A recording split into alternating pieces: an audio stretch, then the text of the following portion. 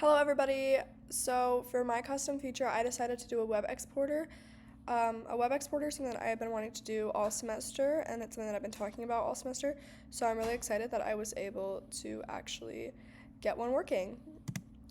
So my motivation, basically, I wanted a web exporter because my favorite game engines have this feature, and I use this feature a lot to share games on itch.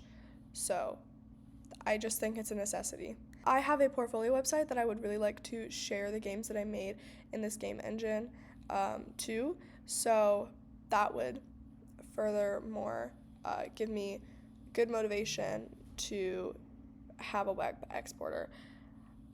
On top of that, if I do decide to add like the some GUI, then that would let people use my game engine on the internet. So the process, I implemented CMake, I installed Emscripten, I then had to build Emscripten with CMake, which was a little bit weird. And then I was really concerned because I was reading on the internet that you were going to need like a Lua interpreter, and that was I did not understand how that was going to work. But because Lua Bridge is not Lua and it is C++, you don't need a Lua interpreter to get Emscripten to work. RapidJSON gave me a little bit of a problem because of some sort of const that Emscripten did not like, so, or CMake, it was one of the two. So I just kind of removed that const keyword and it fixed it. I changed the game loop to use Emscripten because if it's building on the web, that game loop, that infinite while loop that we have, will cause problems. So there's like a specific one they have to use for Emscripten, which I will demonstrate. So yeah, how to use Emscripten to export. You have to have a CMake list.txt already built with CMake. This was not too bad. You basically do what you did in your makefile and then put that into your CMake lists, but with like the CMake syntax. I thought it was gonna be a lot more difficult, and it was not as difficult as I anticipated. So the CMake process, was pretty smooth. Then you're gonna want to have Emscripten installed in the SDK in your project folder.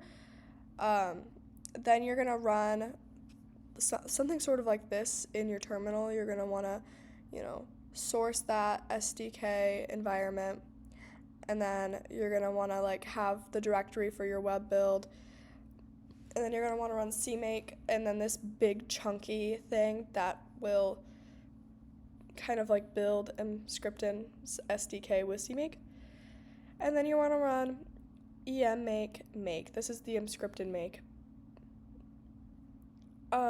After that, you should have a file structure that looks similar to this. This is my engine's files that came out of this. I decided to name mine Lollipop AK Engine. So yeah, you should be able to take that .data, that .html, .json, .javascript, and that .webassembly files, and you should be able to, you can either zip them or whatever you want to do, copy paste them into your website or onto itch, and should be able to run. You should be able to host them. My next steps, I want to create an HTML shell that looks more visibly appealing than the default, because I just don't like the Emscripten header, and that should hopefully also make things look smoother, so that way you can make something that looks kind of like this on your itch or on my portfolio website. I really want to automate that process that I described earlier further, and I'm hoping that I'm able to do that in the makefile because there is no export to web button. And then I'm hoping to fix some full screen behavior that I've witnessed. I don't 100% know if that means just getting rid of the full screen button, or if that means actually trying to like get the game to go from being in whatever fixed width it's in to then being in the full screen width. Okay, so now I will do a demonstration. first I'll show you what I had to do in that engine, CPP, as far as that while loop I was talking about. So this is the mscripten loop that I had to use. In my run loop, you say like if it's mscripten, if it's running with mscripten, then use the mscripten main loop. Otherwise, we can just use the default loop that I had. Let's go to our resources folder. Resources. Go to our particle actor. We're just gonna kind of like mess with this a little bit. I don't know, maybe I'm just gonna make a random color. We'll do 50, that should be fine. We're gonna try this. We'll do like 10 of this. Okay, we're gonna try this color. I have no idea what this is really gonna look like. And then we'll go to our terminal. Let's go remove reference.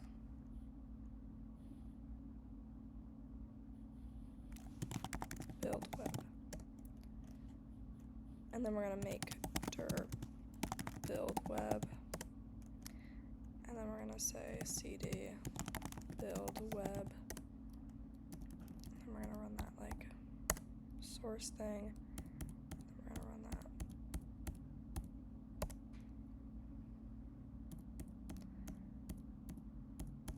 And then we're gonna run that emake make. And then it's gonna have to rebuild it again. Okay.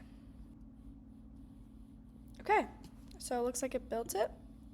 So yeah, we'll take these, we'll take this, we'll Control-C this, we'll go back over here, we'll delete these. This is my, okay, so this is my portfolio website. I'm just deleting the old files that I had in here, and then I'm gonna be pasting my new files, which you can see these are our, this is from the .data section, and then when I refresh this, we should have our new color. It was kind of orange, it's not pink. Well, that's okay. It's actually kind of brown. Oh well.